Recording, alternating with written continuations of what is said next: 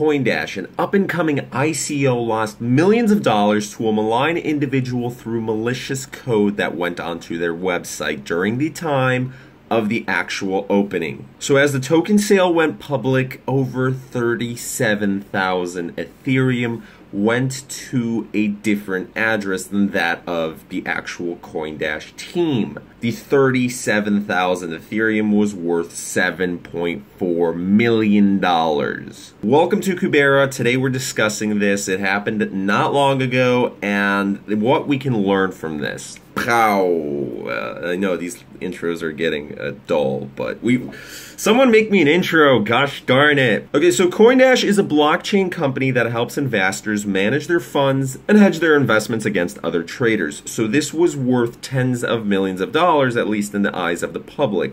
Now, ICOs recently have been making a lot of news because some of them have been reaching into the hundreds of millions of dollars range. So for an ICO to get a couple millions of dollars, it's okay. I really sliced up the grammar there. Anyways, even the failed ICOs that have just no backing whatsoever, there's no developers, it's just kind of like for trolls, they make hundreds of thousands of dollars, which actually means that I'll be making a video soon about my very own public ICO. Yeah, no, we're going to talk about ICOs and why there's a lot of weird magic going on behind the scenes. As in, there's a lot of social engineering, people are losing a lot of money, and these are coins which they're not good. They're not going to make anybody money except the developers who take the money and then run. They flee. Anyways, not all ICOs are like that. Some of the smaller ones give a bad reputation to the other ones. This one actually seemed legitimate and everything was going to be fine. So Coindash did an initial offering before the public offering, right? And the initial token sale to the whitelisted contributors, there was a couple hundred of them, they gained 39,000 Ethereum. So that was enough to cover at least some cost. You know, still Coindash has millions of dollars to work with. It is way, way, way below what they were expecting, $12 million. And the real people to lose money on this are unfortunately Coindash team. But thankfully, it's looking like it's not going to be a lot of the investors, because some of the investors into Coindash ICO will be getting their money back. Coindash wants to make sure that the project still moves forward and that they have a full support from the community. It seems like they want to go forward. They're not going to let this one malicious individual, or maybe it was a group, a targeted attack, stop their mission. They don't care about that. Sure, they lost millions of dollars. They are working with, I don't know, some government bodies, of course. This is very, very difficult to track where this individual is from. It's kind of interesting to see how they will withdraw the money, because right now the Ethereum is sitting in a wallet and everybody can look at that wallet. So most likely they'll have to launder it, and to do that, they'd have to convert it into different altcoins. Like, they could use different Ethereum wallets, but that still leaves behind a paper trail. I mean, there will be a paper trail anyways, but it's all about creating a paper trail that's long enough so, you know, it's going to take weeks or months to track down every single thing, or at least parts of the chain, right? And during that time frame, the person, let's say, for example, he's in China, he or she, they're in China, they're able to evade the government.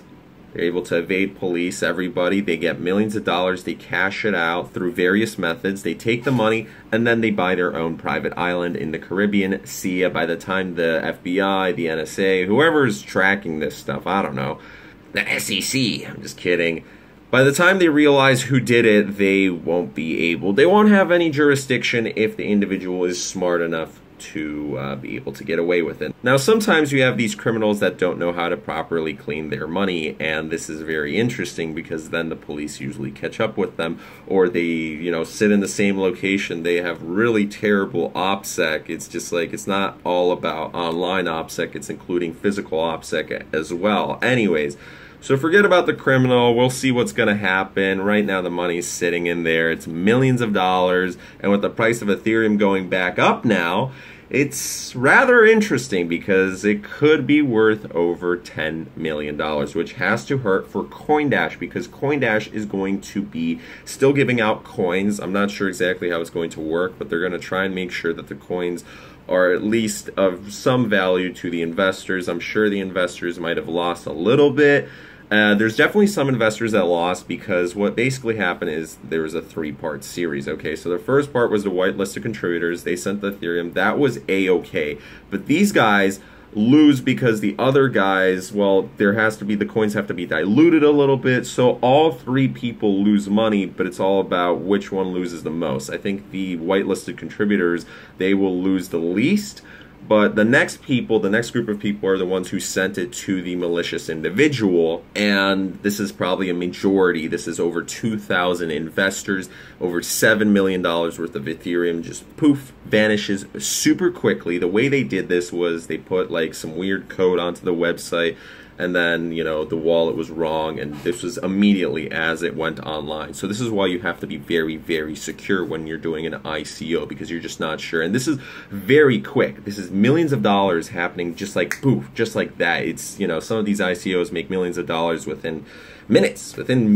That's a lot of money. So obviously criminals are looking at this with a sharp eye, and they're like, oh wow, I want to be a little bit greedy. I want to make some money off of this too. I want profit. Of course I'll spend a couple of hours working up some code or whatever. I don't know. It's like some people see a lot of money signs, and that's enough to make them risk everything. Anyways, so Coindash has launched an investigation, but to be quite honest, I doubt they'll find who the person or group was. I doubt they'll be able to recover the funds. Even if they find out who it was, I doubt they'll be able to get back the funds, because the funds, at least some of them, will be spent. If you just made millions of dollars from something that most likely was easy work, if you're a professional, if you're not, well then dang, you're probably scared right now because you don't know what's going to happen. If you're a professional, just like, you're used to it. Anyways, so you're probably spending a lot of that money, and you know, when Coindash finally figures out who it is, if they do, yeah, it's just not going to happen. So the three groups of investors definitely are losing.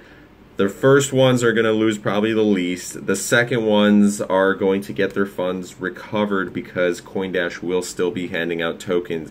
But then there comes the third group, which just loses completely, and these are the guys that won't be reimbursed. I think there's very few of this, because as soon as Coindash realized what was going on, they closed the website. They closed the public token sale, which was supposed to happen for a long time. I think it's still on pause. It might go back up, but before they would go back up, they want to make sure everything's safe and secure. Of course, that's the #1 priority, right? And when they have that online and everything's A-okay, the next step will be to, well, before even that, is just PR. You know, you have to go out to the court of public opinion. You have to make good impressions. They'll have to probably spend more on their marketing budget. I'm just not sure. Like, this is at least it made a lot of news, and I guess that is its marketing in its own way, and the community probably wants to support this, and there's a lot of people who feel bad because, you know, they had a good project, they had a good mission going on. It's really unfortunate that events like this happen, because that it just sucks, man. It really does. The products they're developing are still in high demand, and you know, especially with cryptocurrency going back up now, the hype is absolutely real. So I don't know. Anyways, the third group of investors who lost out on this are the ones who sent money to the Ethereum address. Anyways, I don't know exactly how this works, but they sent money to the Ethereum address after the website went down. So for that, Coindash isn't responsible, which makes sense. By the way, fun fact here, because that's pretty much all the information we have on this. For a lot of the ICOs, we'll be making a lot more videos about them pretty soon. I'm quite excited, so definitely hit that subscribe button. Yay! A lot of these ICOs, since they are using names like Coindash or something usually that's small, short, easy to remember, right? Something cool, something luxurious, spiffy. It's all about the name and branding, as I mentioned in a previous video. They use .ios instead of .coms because .io is kind of like this startup thing. Yeah, it's this new trend. Ooh. And .coms, well, usually they're not available, or if they are, they're super expensive, and these startups don't want to do that. So a lot of these ICOs, you will see that they're .io, Coindash.io. That's the website. That's literally it. Anyways, I wish the best for the developers behind this project. I think those are the ones who are hurt the most. I wish the best for the community, and hopefully you understand that when you're an investor, you are never playing with funds you cannot afford to lose, because if you go into debt, you are it's just, there's no control. You have no control on your part at that point. So you have to be extremely careful. You always have to do your research before you go into something. And even if you watch a lot of YouTube videos or go on forums, go on news articles, read a lot of stuff about it, it's always best to ask others' advice as well before buying, selling, going into anything, because, well, there's never too much knowledge about this stuff. Anyways, my name is Mike. Hopefully you enjoy this video. That really sucks. Millions of dollars just vanished just like that. What would you do with millions of dollars? Like, seriously, if it was $7 million, or especially $10 million, right? If the price of Ethereum is rising up, and if they're smart enough, they're going to spread it out over time, so, you know, they sell at an extra 10, 15, 20, even 30% sometimes. That's a lot of money. That's like Lamborghinis just everywhere. Me, if I had that money, I seriously would buy an island in Southeast Asia or in the Caribbean or somewhere out there, because, bam, you have islands for a couple $100,000 out there. If you put a nice mansion on that, you renovate it, woo, baby. Maybe I took the Ethereum. Who knows? No, I didn't.